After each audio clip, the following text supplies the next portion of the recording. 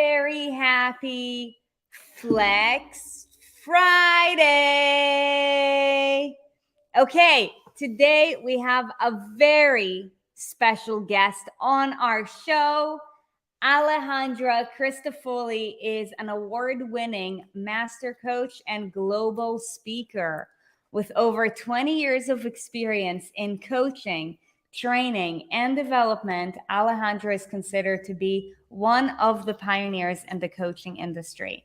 She has worked with over 5,000 coaching clients, trained over 300 coaches, and guided multiple entrepreneurs to scale into multi 6 and 7 figures, and has built a multi-million-dollar coffee business with her husband, Eric, that is spanning through Southern California. It is called Lofty Coffee, both of which Erin and I love so much. We actually have a little bit of this right here. And yeah, you guys, she's known for her engaging and compelling style. She has taken practical business expertise and married that into energetic spiritual science, giving her clients modern day magic that results without the BS. So you may wonder, why is she here with us today? And here's why. Today we're going to learn about how spiritual science tactics affect our body and health. Okay.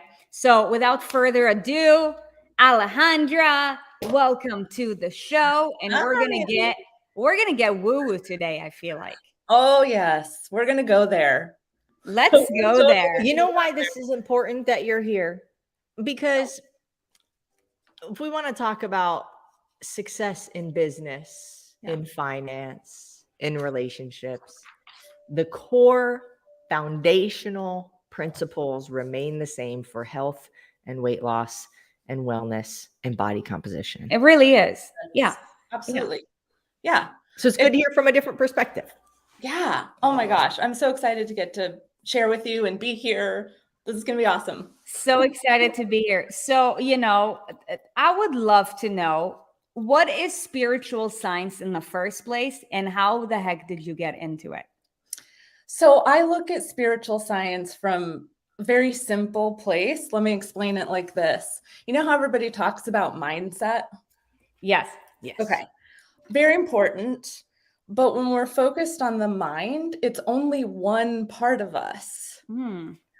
We are a soul, and the soul actually encompasses the mind.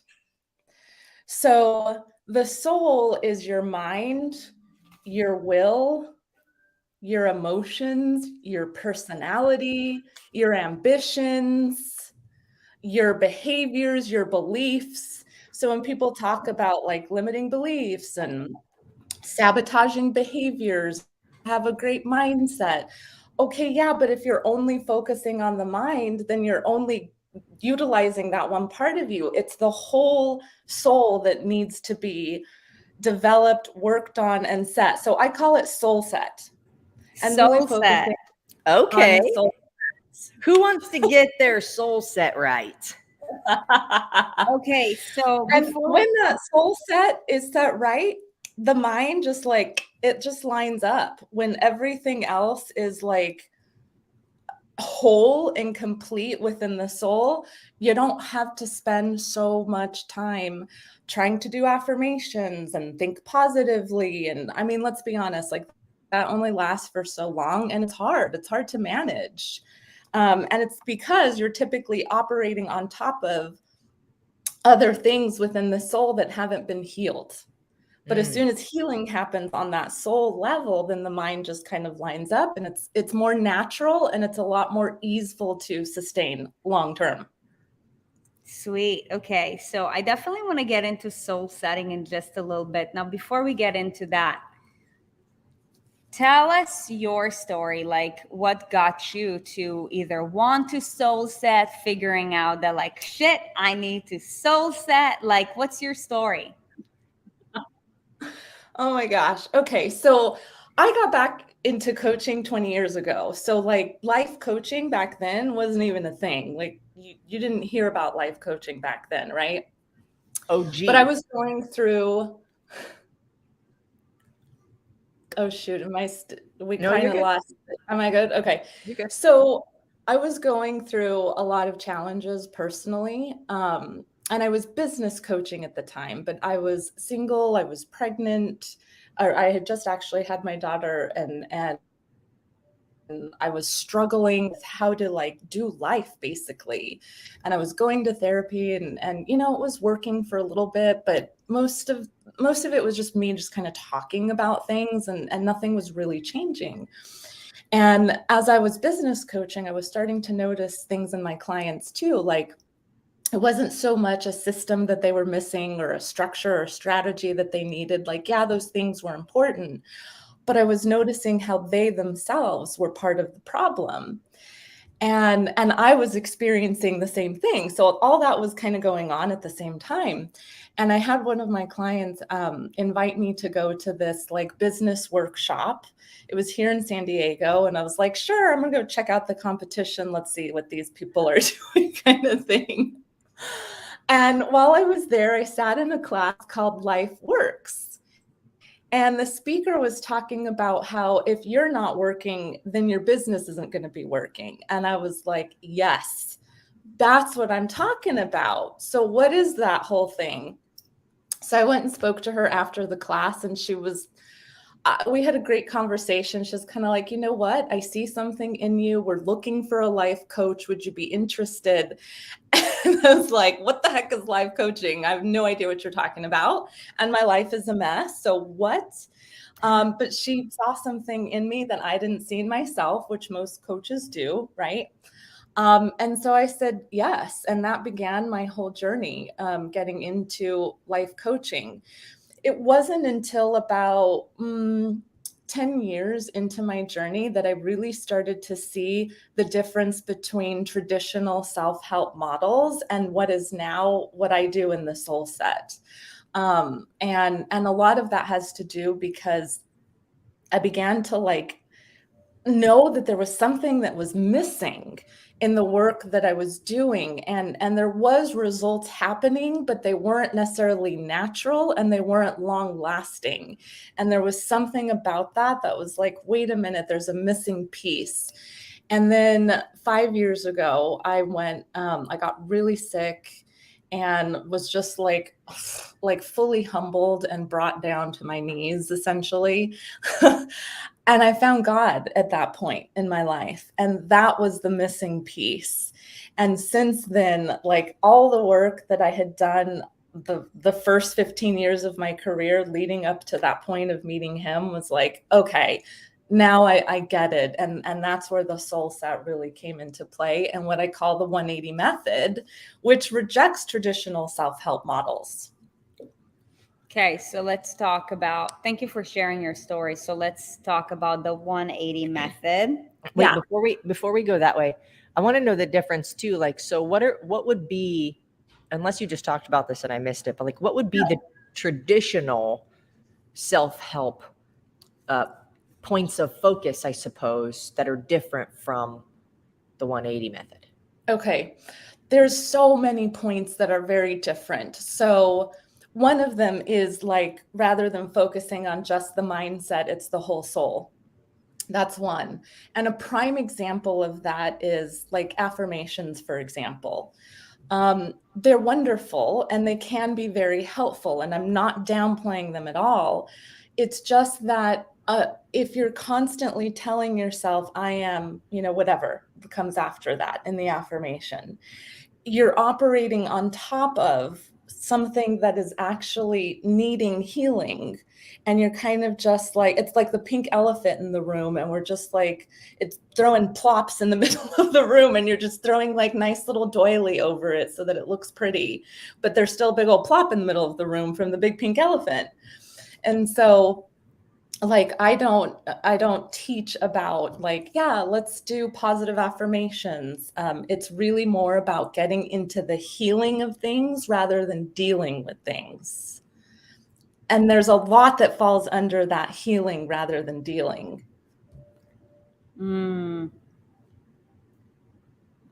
Okay, so what falls a lot with healing rather than dealing? Healing is, well, let me start with dealing. Dealing is more of like the managing of things, managing your emotions, managing your behaviors, managing your beliefs, managing your thoughts, managing your actions. So management, I mean, let's say it gets exhausting. You have to be super ridiculously present to yourself all the time in order to manage all those things.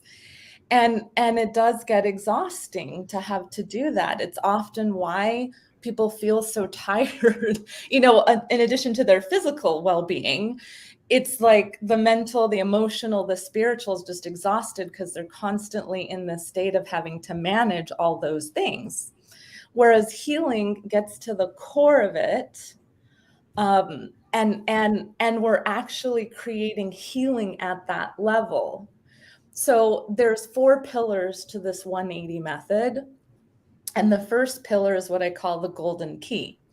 And the golden key, so this is also answering one of the questions about the difference between traditional self-help, but the golden key is all about how you actually create your circumstances.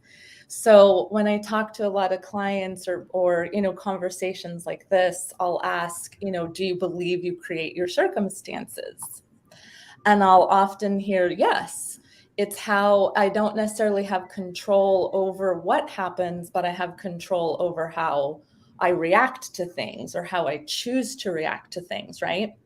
And where there's truth in that, yes, but those reactions and actions come from somewhere. And even those are coming from something in yourself that hasn't been healed. And so if you haven't had healing of that, then your reactions are going to be really hard to manage. So this golden key teaches you how you're actually creating and impacting your circumstances and where all of that comes from. And then the second pillar I call the healing formula. So there is a formula to healing. And that's where we really get into those deep, juicy areas of the spiritual science of things. And that soul set really starts to shift and change in this healing formula. Do you want to hear the other 2 pillars? Yeah, I want to hear the healing formula. Who wants to hear the formula? Yes. Give us the magic, baby.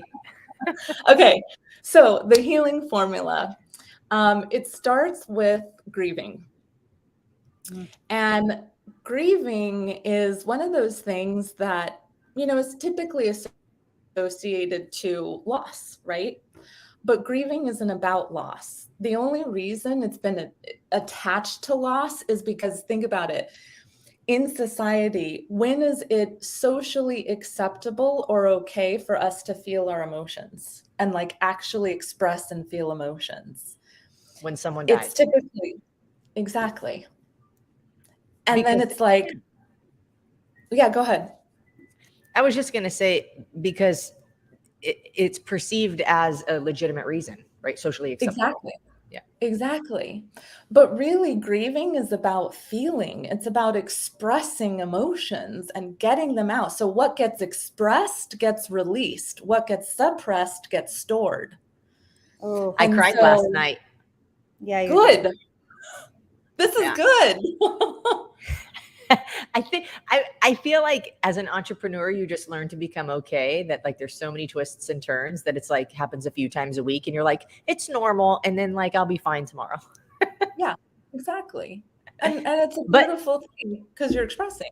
This is the truth though, because I'm experiencing, right? I allow it to happen. Before it's like, have you ever, like the people watching, have you ever felt like when you cry, you're like, you feel bad or like you feel like something's wrong with you or you feel like, why am I crying? I shouldn't be like, oh no, like this is a bad or negative thing. It's just an expression of a feeling. Exactly. And better out than in. Than in, as Shrek would say. Exactly. No, and that's because we're taught as young children that it's not okay to express your emotions.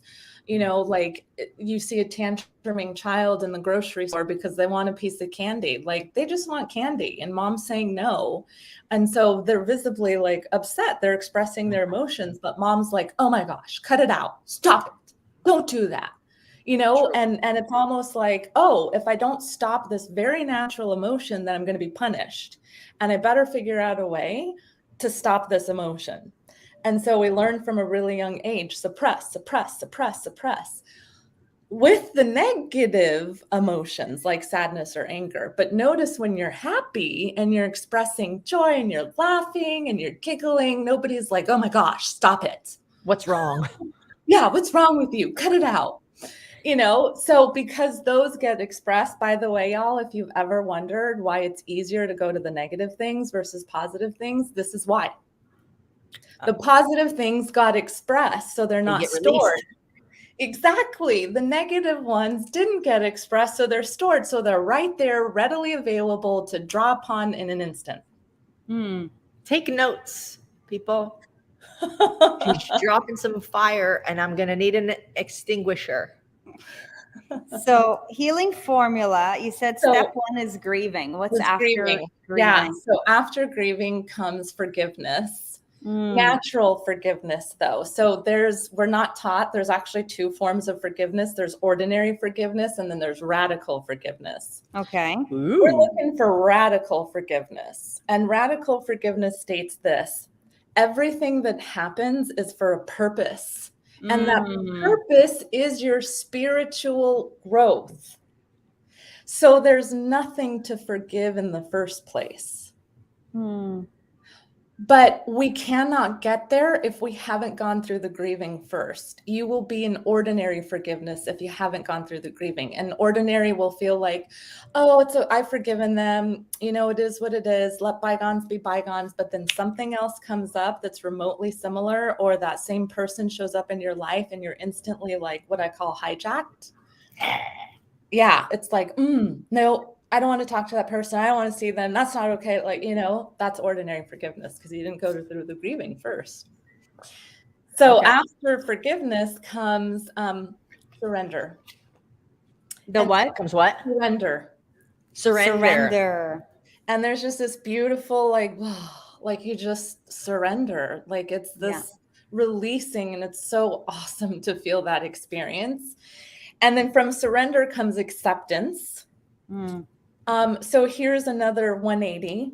In traditional self-help models, a lot of people talk about acceptance, and you just have to get to acceptance. But how? You can't just like, "Oh, okay, I accept it."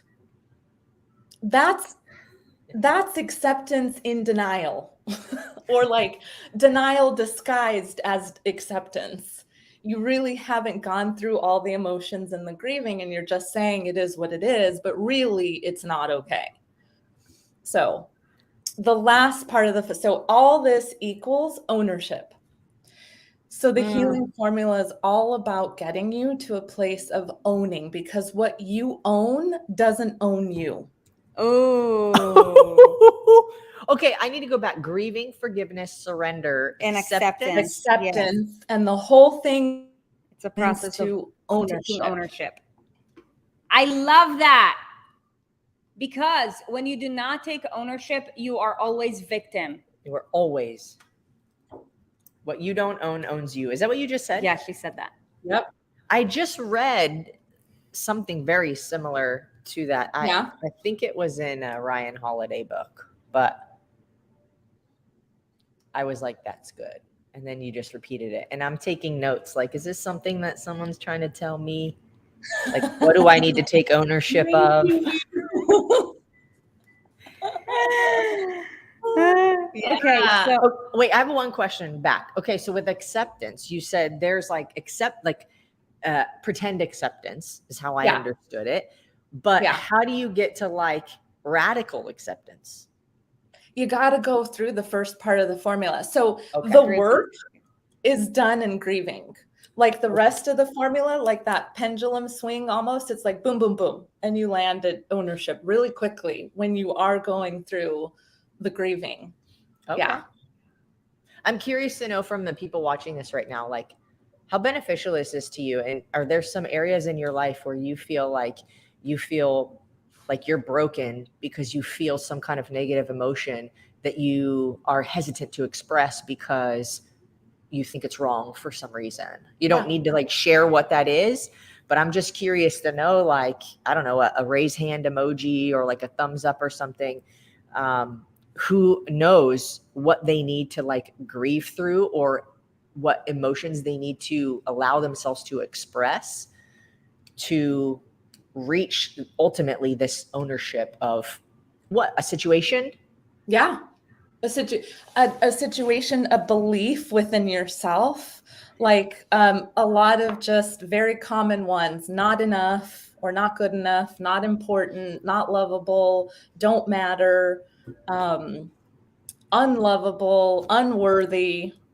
To learn how to create your circumstances. And that, yes. Mm. Yeah, exactly.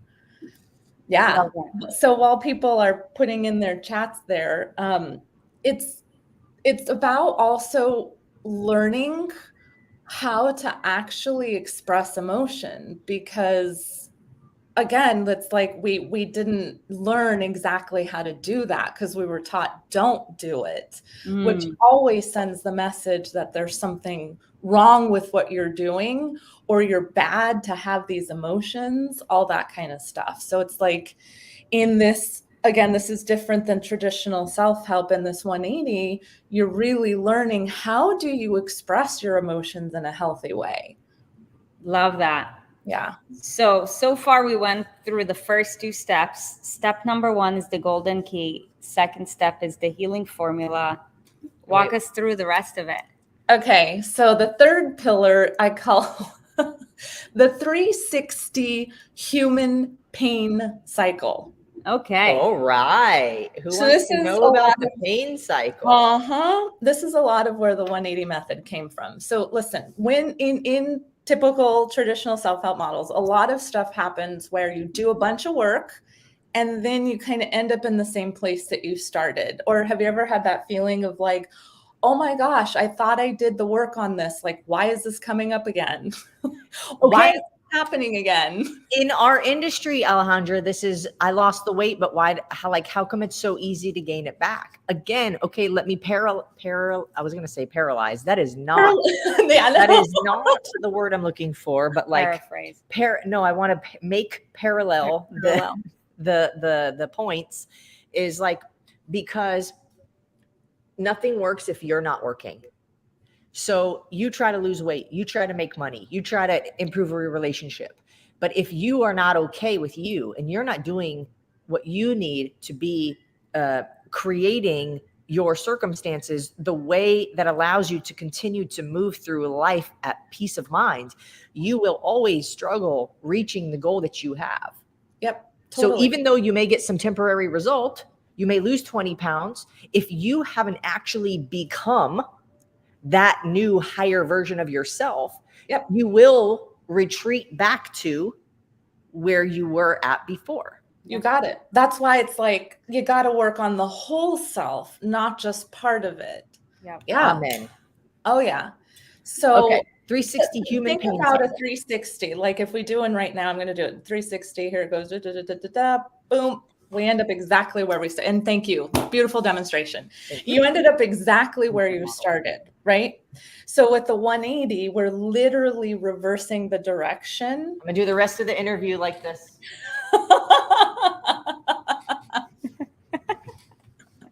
I'm trying to change, Alejandra. Love it. Oh my gosh. So this human pain cycle is just that. It's the cycle that you end up finding yourself in again and again and again. And it's like, it brings all the things, the soul set, into one place where you uncover your identity. So are we good to keep like throwing other things in here? Is this good? Or I'm following. Okay. Yeah. We're our community is super smart. You guys, you're following. Yes. Double thumbs up if you're following. And if you're not, just accept that you've gotten lost and take whatever nuggets you I can. think she's frozen though. Yeah, I do too. Yes. Are you guys following. loving this? Yes. Okay. Okay, Hi. there we go. We're back. Okay. Woo. Okay. So there's two parts to us as a human being. Okay. We're human and we're being. Wow. I love that. So, Like, oh, right? human being. I am a human. Hence why we are called human beings. Okay. And I am So being. on the human level is where the body, so everything that you're like talking about, working on, like the body and the soul fall under that human level. And you might think that the soul falls under the being, but the soul is human because it encompasses the mind and like your personality and your behaviors and like all those very human based kind of things. The being is your spirit. So that's that innermost essence of who you are, like who you truly are. Can I share something with you? Yeah, of course. I had this super strange thought one day because I was thinking about what happens when we die.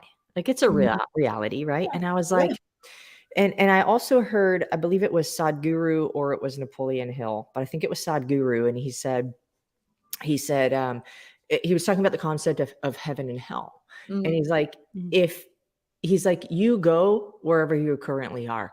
If you are already living in hell, that is where you will die. Yeah. Like, that's where you'll go when you die.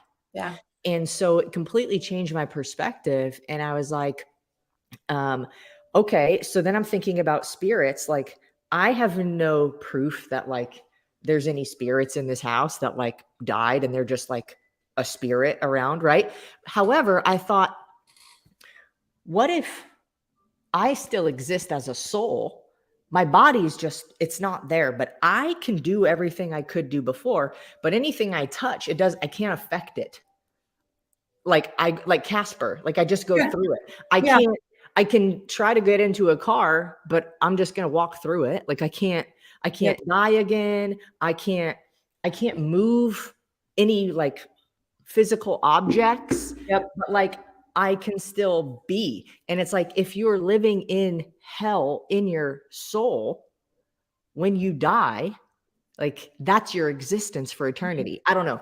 This is just went through my mind, and I was like, wow, I don't know if that's the truth, but Erin, do your best to be at peace on earth and be kind, because if you die at any moment, you want to know that you had peace of mind. Totally. Yeah. Even more so why like what we're talking about and the healing, and like, cause that's where that's like, you're not living in hell then at that point. Yeah. Within yourself. But the energy of that soul still exists. So the energy that I have when I'm in a room, somebody who's alive, if I'm a soul, but she's alive, my energy is in her presence. So this is how I thought of it. And I was like, wow, but like attracts like. So in my mind, I'm just telling myself this whole story. I have no idea if it's real.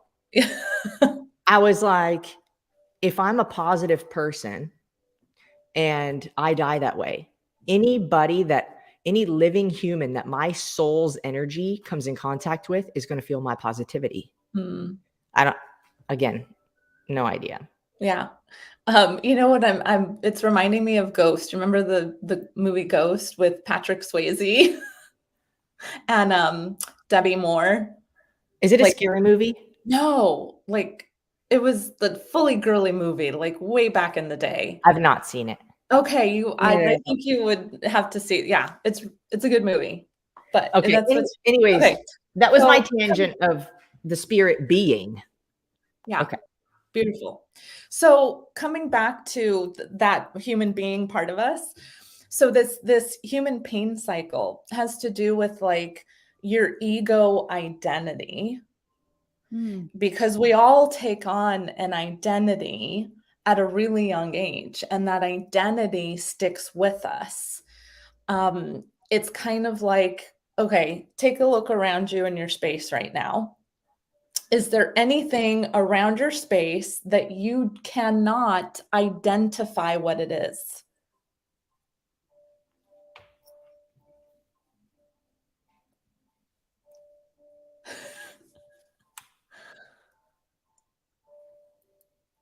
No. No. This is what I'd like. We don't think about this often, right? But like, there's nothing in our world physically and also non-physically that we can't identify, because we have to put names to every. Okay, How are we even supposed to- that you might be like, well, it's a circle thing. It's a plastic circle thing. It's a process. So we're still putting a name to it or a label to it. Right. So in this human world, we have to put labels or identify everything. And we ourselves are no different. As human beings, we have to have an identity too. Just real quick, there's 2 reasons why everything has to have an identity. Number 1, if it doesn't, it's unknown. And how do we feel about the unknown? Yeah, we don't like it very much. We become afraid, right? And so that's one reason. Like when you go to the dentist and you see all the like accoutrements and you're like, what the heck is that? Oh my God, like get that away from me. It's unknown. Yeah. You don't know what it is. But they're like, it's a water sprayer. Like it's, oh, okay, then we're good. The other reason that we have to put labels and identity is because, well, let me use the example of my pen. If I didn't know what this pen was and you didn't know what this pen was and no one in the world knew what a pen was, what would happen to pens? We'd call it a stick thing. A stick thing. But think about like it has a use. And if we don't know what it is, then they cease to exist because Right. there would be no use for it. Makes sense. We have to be able to identify it. Otherwise, it is not. Exactly. It's nothing. And it literally has no use. So what's the point? And again, we're no different. So that's why we take on identity, or that ego human part of us takes on an identity. But here's where that pain cycle comes into play. That identity isn't typically a really great identity that we take on, because identity is formed before we're about a year old. It's Oh, wow. formed around that time that we recognize our name is us. So the moment someone says Alejandra, and my brain clicks and goes, oh, they're talking to me. That's who I am. That's the moment that we separate from God, because we're totally, more spiritual being at that point, and we come separate. And at that point, we're like more human based than spirit based at that point, because we literally took on an I form. And in that I form, in that moment that someone says something like Alejandra, like I use this example of, let's say mom put me down in the crib for a nap and she goes and takes a shower, but I wake up with the poopy diaper. I'm going to start yelling and crying and like, mom, she doesn't hear me because she's in the shower. Now I'm really upset because I've got a poopy diaper and nobody's coming. Emotion, right? Lots of emotion then at that point that's getting expressed. So finally mom walks in the door and she says, Alejandra. So there's my name. And I go, oh, that's me. And she's like, oh my God, honey, what's wrong?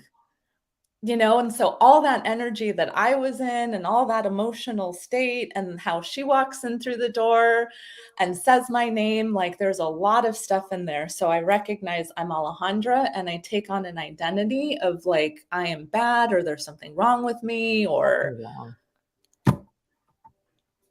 makes sense. And then that becomes like a pair of glasses, almost like we put on those glasses for that identity, and then like everywhere we're looking, we only can see that.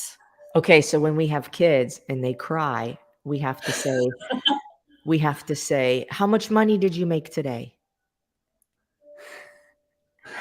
You're so happy. And then me. We have to say, oh my gosh, tell me about it. Tell me about it. Okay. That's crazy, because you it's like you don't consciously get to choose your identity. No, our brains, That's not there's fair. 2 big parts of the brain that we deal with. And one is the amygdala, which is the emotional site of our brain. It's emotional memory, emotional learning, and it's an emotional memory bank. That gets developed first. Our neocortex is like the thinking part of the brain. Mhm. It's where IQ resides. That Mhm. part of the brain doesn't develop until about the ages 12 to 15. So we're operating more out of the amygdala than intelligence of that neocortex. And so it's a lot easier to see things through illusion and perception because we're operating out of emotion versus logic. Like, mom walking through the door and saying like that example, I couldn't logically think, mom was in the shower. It's not that she was purposefully ignoring me. She didn't mean to add, she didn't say there's something wrong with me. She just wanted to know if I was okay because I was yelling and screaming. So there wasn't that conscious ability to have that logical thought. It was all just like, where were you? And there's something wrong. And I'm at fault here for that because of how that's more of like what Yeah. That's crazy, because then you would think, like, if we don't really start utilizing as much of the logical side of our brain and our intelligence until we're 12, we've got 12 years of emotional thinking. Oh yeah. So now it makes sense to me why we are such emotionally charged in our decision making. Yep. Rather than logically processing through it. I have a book here. You remember I was talking about mastery. Yeah. Ooh, sorry, I missed the name. What was it? Oh, it's 3 books in one, actually. I haven't read it yet, but it's Critical Thinking and Logic Mastery. Yeah. But I was okay, so I know you have more to say, but I want to go down this path of like, okay, then are we stuck in that forever? And how can we, because I know people are going to lose their minds if they're like, okay, the last thing we want is a victim in here. We want to take ownership, right? So to know and understand that, because I didn't have control in that part of my life doesn't mean I don't have control now. Yeah, absolutely. Okay. Yeah, no. So this human pain cycle and that pillar is identifying and uncovering what your identity is. And then that's where that healing formula really gets applied, because when you own your identity, it doesn't own you, right? Ah, full circle. Okay. And then that leads to our 4th pillar, which is the mastering life cycle. Okay, so hold on real quick. Okay. I want to pause you. Okay. There's a lot of pauses. Okay. Yep. I want to ask you this. So let's say, our community, you guys, when you come to us because you're like, I feel I don't like gross myself in my because I'm skin. fat. I want to lose weight. So, if somebody holds on to their identity of, let's say, I am fat. Okay. Like, what would you do to change it? And do you believe that they can change it? Oh, absolutely. They can change it. But it's not positive affirmations. It's not through positive affirmations. No. So the I am fat is connected to something deeper. That's a thought. That's a way that you relate to yourself. We haven't talked about that one. Relate to self basically means the relationship that you have with yourself. And every relationship has thoughts, views, and feelings, regardless of the type of relationship. We're no different. We're in a relationship with ourselves. So those thoughts, views, and feelings, that I am fat is a thought. And it's also a view that probably has a lot of feelings attached to it, right? But there's something underneath that causes that view and that thought and all those feelings. And if we don't address the underlying thing that's under the I am fat, then you're going to 360. Which means that you're going to get back to the same thing over and over again? Exactly. Yep. Like, you'll do a whole bunch of work. You'll get to a place of like losing a lot of weight perhaps and feeling really good. But then I don't know, your parents start to age and they get sick, and then you have to be a caretaker, and then your diet goes out the window, and your exercise goes out the window, and you're right back to where you started at again. So a circumstance got created and it ended up 316 you back. Wow. So that's why it can change, because if we're identifying and addressing the thing that's underneath the I'm fat, okay, then that's when we 180 and things shift. And even if there are circumstances that are created that are challenging, like aging parents and things like that, it doesn't sway or shift you into a 360 again. You are able to sustain. And that's really that mastering life cycle. It's that sustaining the healing that you've already gotten through that. Yeah. So did I answer your question? Yes. So how do you identify the identity beneath the identity? Oh, Is that such step a good 4? question. Beneath the thought. Beneath the thought. I am fat. Yeah. Yeah. I'm like, well, that's when we work together. I don't know. Okay, so you heard it. Great. Okay. So let's say if somebody did want to work with you, like where can they connect with you? At the Baller Coach on Instagram is a great place, or my website is called theballercoach.com. Right. Those are 2 really great places. But Do you have any like free resources they can? Oh my gosh, yes, lots of free classes, workbooks, things like that you can find on both Instagram and the website. You said it's the ballercoach.com, and then yep. Okay. It's So the I'm same gonna put that in the chat. And the reason why I say that is because it's very it's very personal, like what each person, it's not this, this is why it's also a little different in traditional self-help. Like, yes, there are these specific concepts or things that I'm sharing with you, but there's also a lot of like the customization of your own identity. The other thing we do too is uncovering your purpose, like your divine purpose in life and your calling. And they're 2 different things, your purpose and your calling. And through that also keeps you out of the 360, because you're fulfilling what you have been designed to fulfill. And when you have that, it's like the circumstances get created that, are amazing, and you're not being sucked into the identity taking over kind of thing, those views taken over. Yeah, all of that. I wrote this down. Okay, you were talking about the 360 human pain cycle, and you were saying we have an ego identity. And you were saying, like, look around you. Is there anything you can't identify? And we're like, no. And then you said, if you don't know how to identify something, it's unknown. You don't know its use. Yeah. If you cannot identify you don't know your use. You don't know what is the purpose you are here for. And now I have another question, because I've said before, like, make up your purpose. I'm not sure if we're all put here because it's like, oh my God, Erin Atwood, I'm going to dump you on this world, and this is going to be your purpose, and your whole life is going to be, you have to figure out what that one thing is.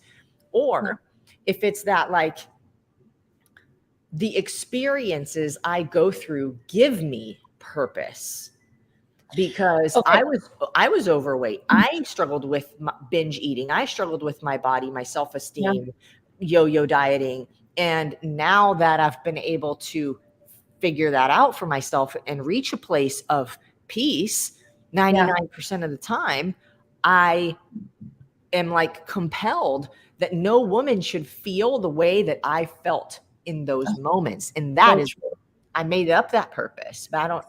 So you're referencing that difference I was talking about between divine purpose and calling. So your divine purpose, yes, it's like the one thing that you are designed for, let's say, but your calling is how you fulfill that divine purpose. And that calling comes from the experiences that have developed and honed your gifts and your skills to be able to do what you do today. So it's kind of like that, you're explaining the difference essentially. But if you think about your calling is the action of what you do and the gifts and the way in which you do that. But the reason why you do that is your divine purpose. The purpose, the divine purpose is your why. Your why. And then your calling is how that actually gets, like the action of how you fulfill that, what you actually do. And there are different ways to go about fulfilling your divine purpose or your, Yeah, exactly.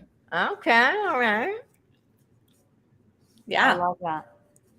I love that. I love it. So there's so much stuff in here. The golden key, the healing formula, grieving, forgiveness, surrender, acceptance, fully to ownership, 360 human pain cycle, realizing or recognizing your ego identity, what your personal use is, and then mastering life as it relates to yourself or the relationship you have with yourself, which I think is why I'm always like, you can never have a good relationship with somebody else if you don't have a good relationship with yourself. Because if you don't know how to communicate with you, you can't possibly articulate and communicate what you're trying to express or what you need to somebody else. Yep.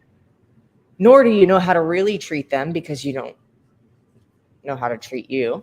And then we are a human being. We are a human and we are being. We have a body, soul, mind, personality, thoughts, but then we have our spirit. Yep. That's a full recap. There you go.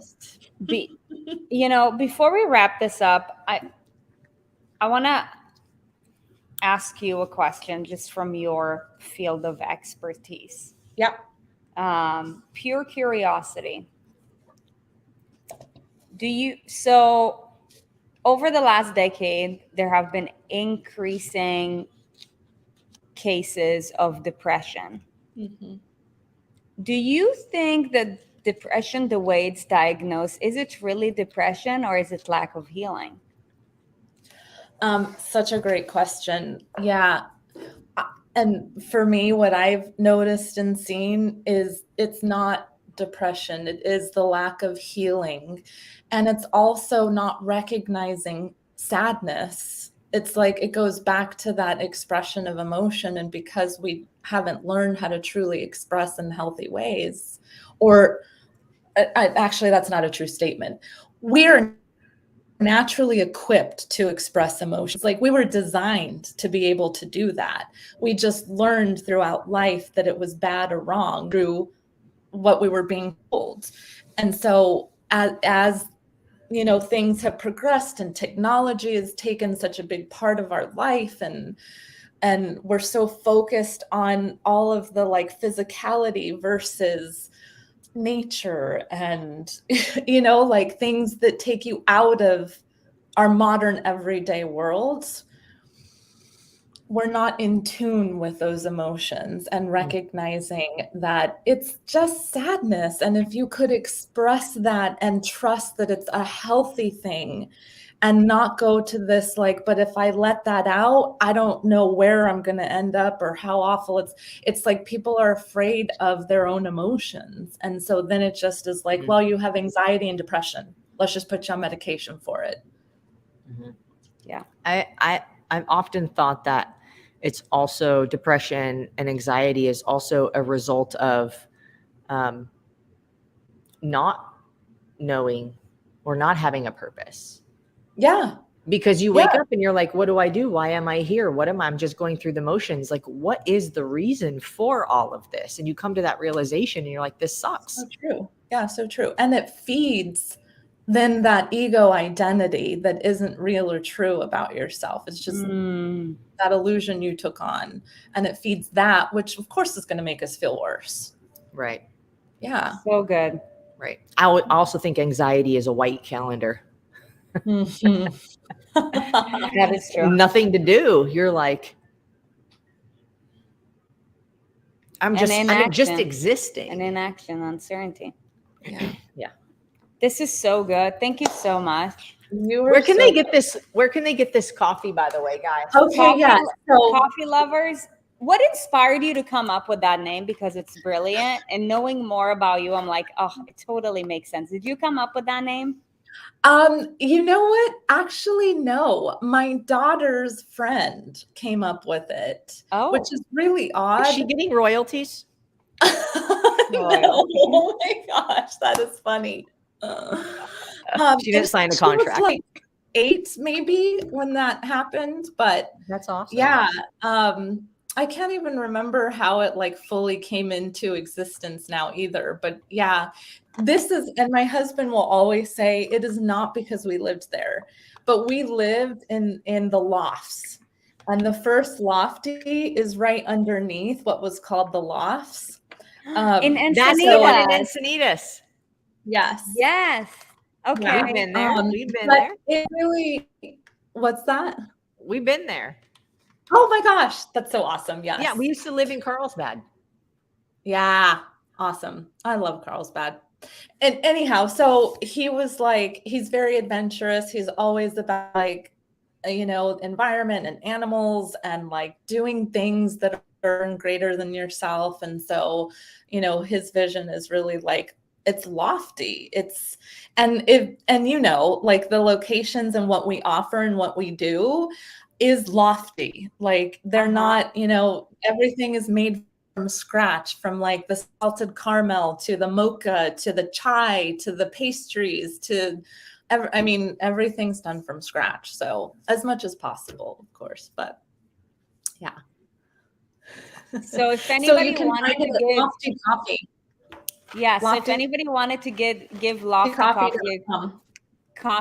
Coffee a try, where can they go? LoftyCoffee.com. LoftyCoffee.com. You guys, I will tell you, listen, if you've been watching this for a minute, you know that I am a coffee snob and we're extremely particular. And I will tell you that this coffee is absolutely the best. I even asked you the other day, do you have affiliate links? Because I want to be your first affiliate. We will sell the I'm shit going to out get of on it. that because We will sell the shit out of this. It's on my list to do now. Okay, you need to contact us when you guys have an affiliate link. Because if you're near Encinitas, it's at 97 North Coast Highway 101, Encinitas, California. Well, they now have a few locations. Yeah, we have 6 now. But this is the original above the loft. It is. I mean, below. That is original. So good. Hey, Alejandra, thank you so much for your time. You guys, thank you so much for watching this today. Give it up for Alejandra. And if you found value in this and you know that there is one person in your life that you're like, man, I just thought about them when I listened to this, just go ahead and share it with them. This is what makes the world goes round. When we get, we pay it forward. Alejandra, thank you so much for your time and for your energy today. And you guys, thank you so much for joining us. Until next time, we'll see you guys and have a great weekend.